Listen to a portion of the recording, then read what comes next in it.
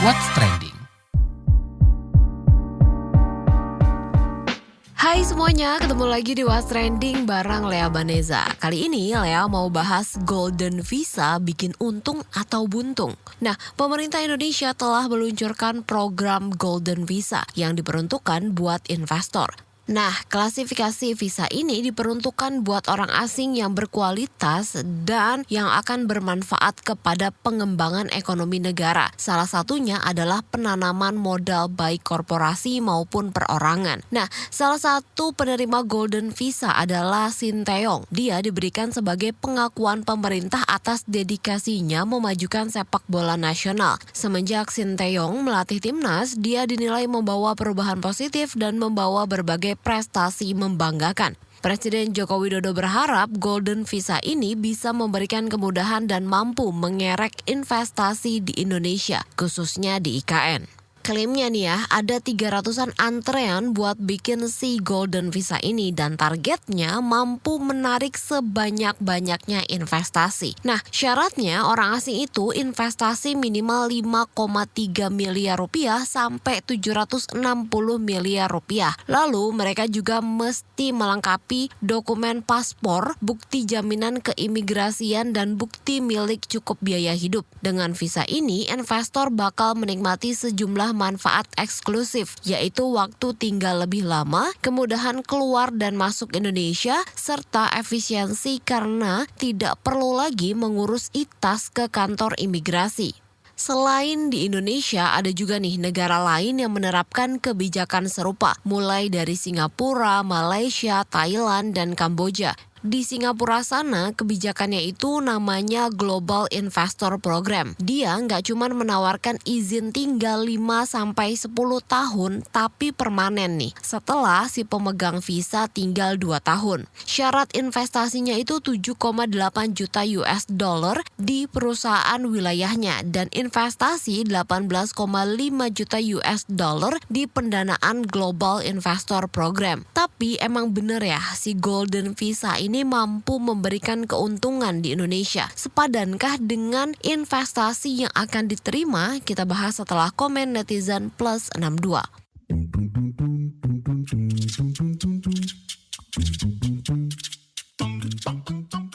Yang pertama komentar dari @erixx. Yang dapat Golden Visa siapa aja ya? Lanjut @macxx. Golden Visa diperuntukkan orang asing berkualitas yang akan bermanfaat kepada perkembangan ekonomi negara.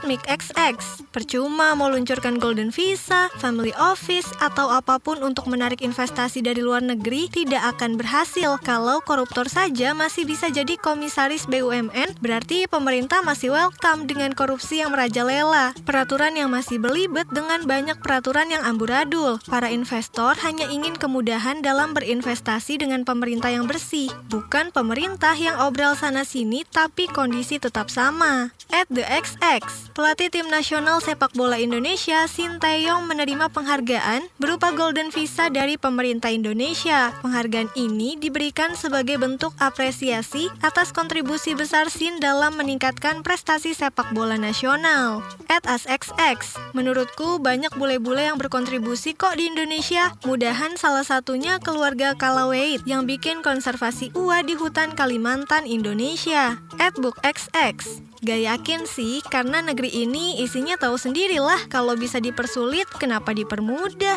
Yang terakhir @usxx. Golden Visa bisa disalahgunakan oleh oknum. Perbaiki dulu aturannya, baik berupa sanksi hukum maupun birokrasi. Indonesia dipenuhi dengan pejabat yang haus materi dan kekuasaan. Ini yang menjadikan Indonesia bobrok.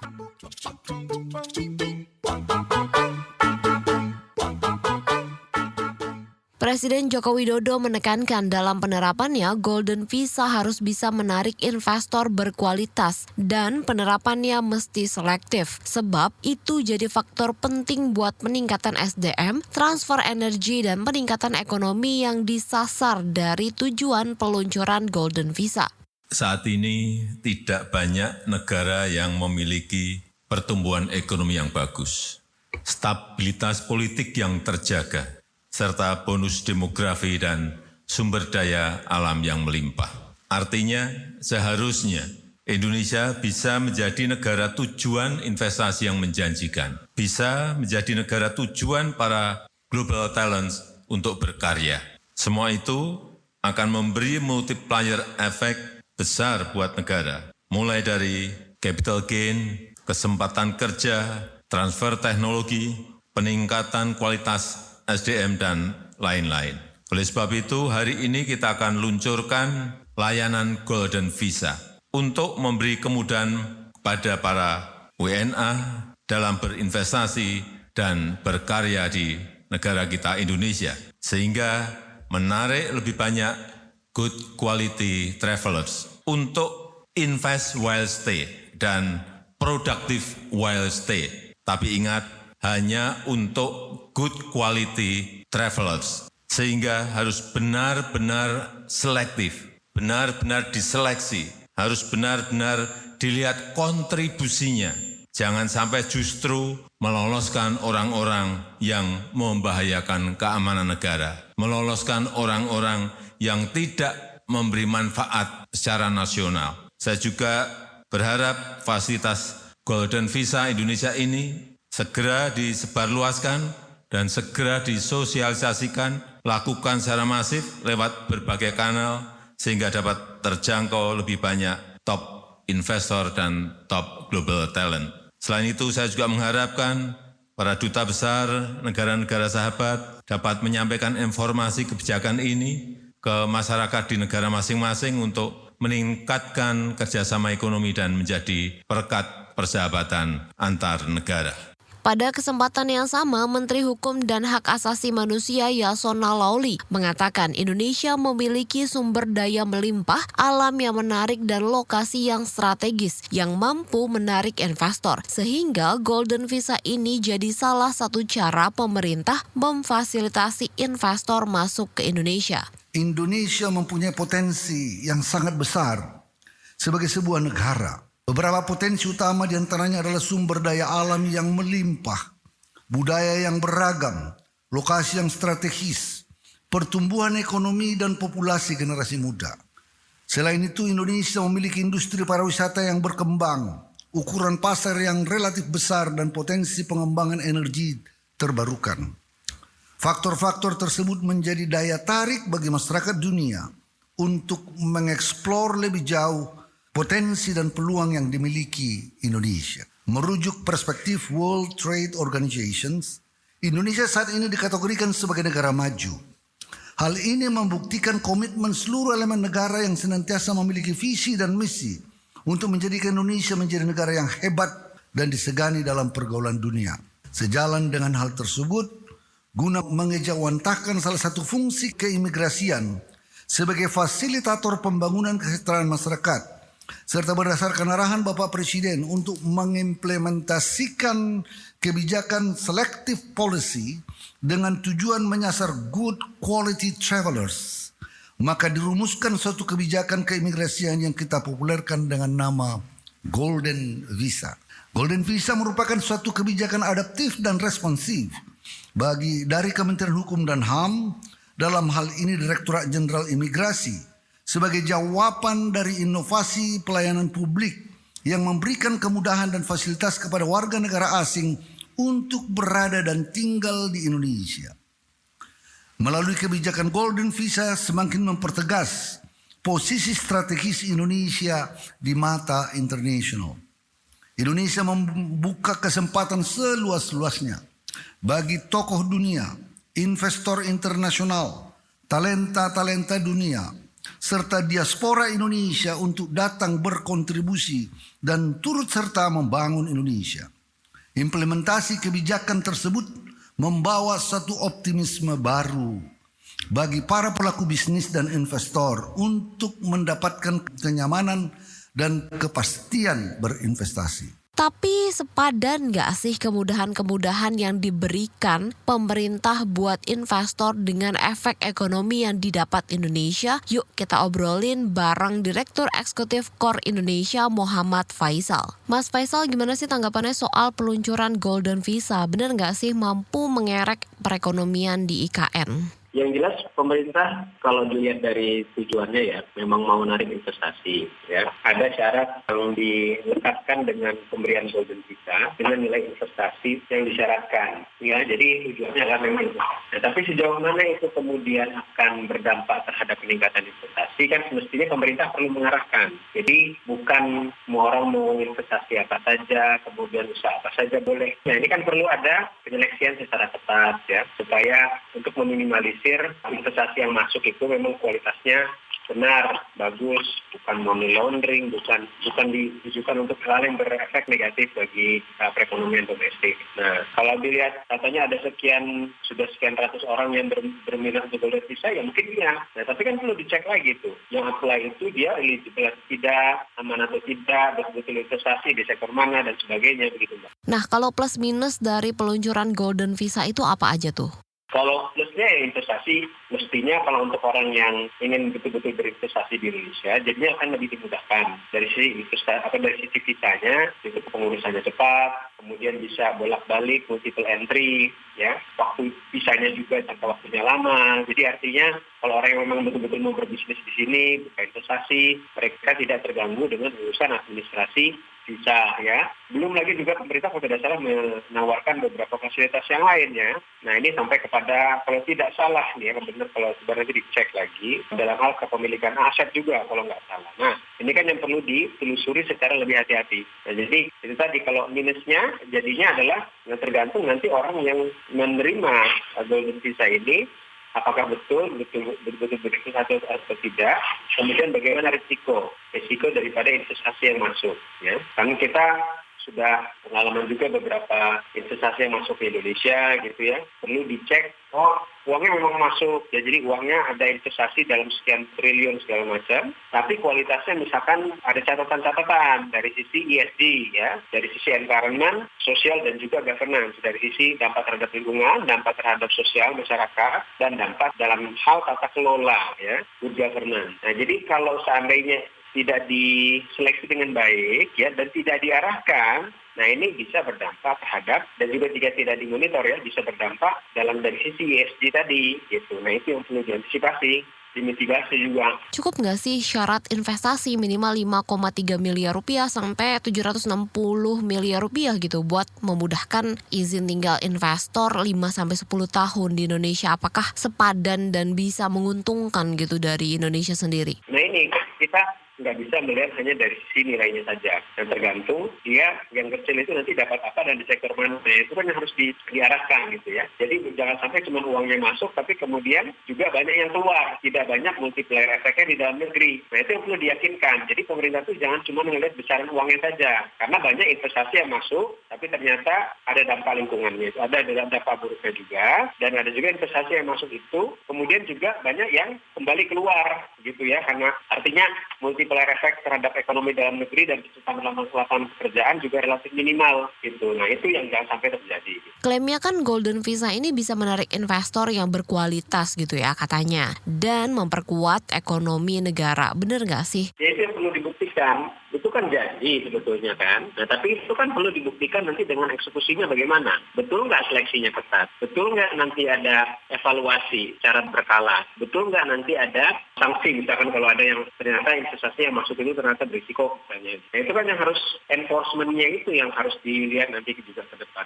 Tapi ada nggak sih resiko dari memudahkan pelancong atau investor masuk via jalur investasi ini? Ada banyak sih resikonya. Jadi resikonya misalnya kalau ternyata dia bisnisnya adalah bisnis yang ternyata ada bisnis di belakangnya terselubung gitu ya. Misalnya money laundering atau dia ada terkait dengan jaringan kriminal internasional bisa jadi kan. Terus bisa juga dia risiko berdampak buruk bagi lingkungan. Bisa juga berisiko berdampak buruk juga terhadap sosial masyarakat. Jika misalkan mereka mempengaruhi income, pendapatan atau mata pencarian daripada masyarakat lokal sekitar ya. Jadi berdampak buruk maksud saya. Nah itu kan banyak sebetulnya ya potensi risikonya di samping tadi potensi manfaat juga. Mungkin untuk menggait investor sendiri kali ya Mas ya. Ada nggak sih yang diperlukan dan cukup nggak sih dengan mempermudah izin tinggal aja? Cukup nggak sih dengan mempermudah izin masuk dan keluar? Ya, entah juga. Ya, jadi kan sebetulnya kepastian dari sisi hukum ya, itu menjadi penting.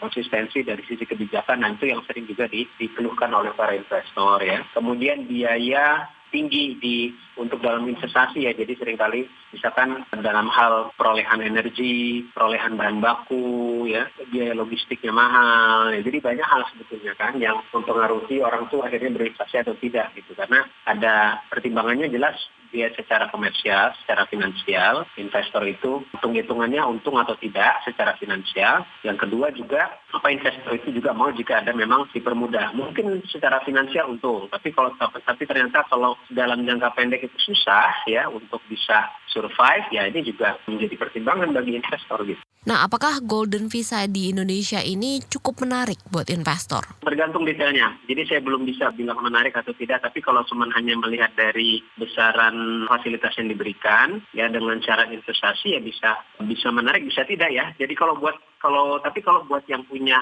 kapital, punya uang banyak ya, dengan syarat fasilitas-fasilitas yang diberikan, semestinya sih cukup menarik begitu. Oke, terima kasih Mas Faisal. Sama-sama.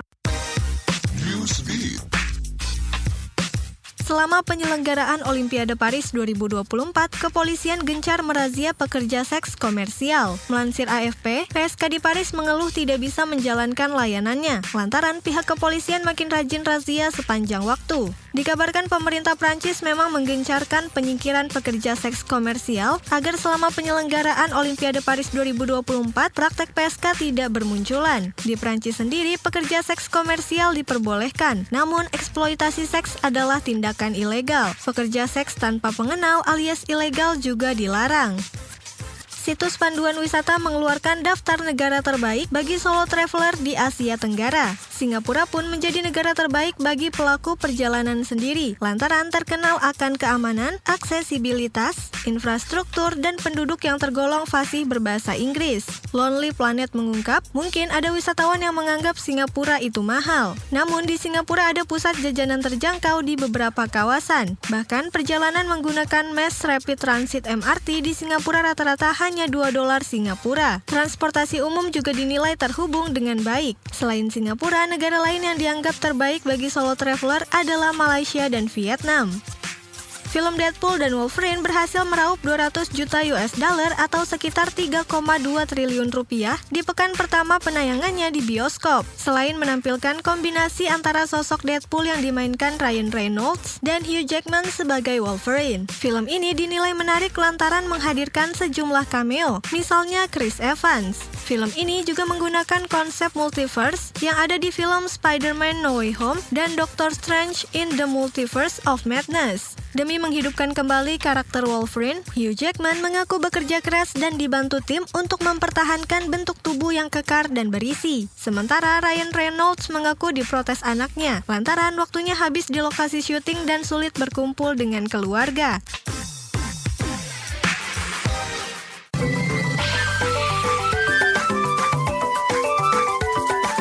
WhatsApp Indonesia.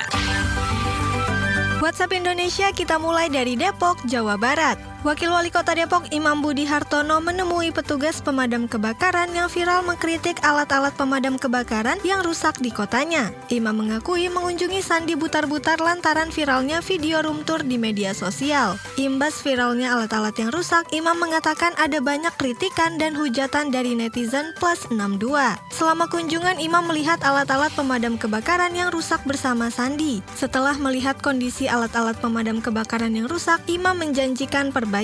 Pasalnya sebelum viral, surat permintaan perbaikan peralatan belum direspon dan ditindak lanjut. Soal ini, Imam memastikan akan memanggil Kepala Dinas Damkar Kota Depok. Selanjutnya ke Solo, Jawa Tengah. Wakil Presiden terpilih Gibran Rakabuming Raka berpamitan dan menitipkan Kota Solo ke Wali Kota penggantinya Teguh Prakosa. Saat menitipkan, Gibran berpesan pada Teguh Prakosa supaya melayani masyarakat dan tidak menunggu persoalannya viral dulu di media sosial. Dia juga meminta jangan sampai ada warga yang mengatakan wali kota ganti kok agak lambat. Kata dia, penggantinya harus mengemban tugas lebih baik lantaran Teguh dinilai Gibran sebagai orang yang berpengalaman. Gibran juga tidak lupa mengingatkan aparatur sipil negara ASN Kota Solo untuk menjaga ritme kerja saat ini dan tidak loyo. Terakhir mampir ke Sumatera Barat.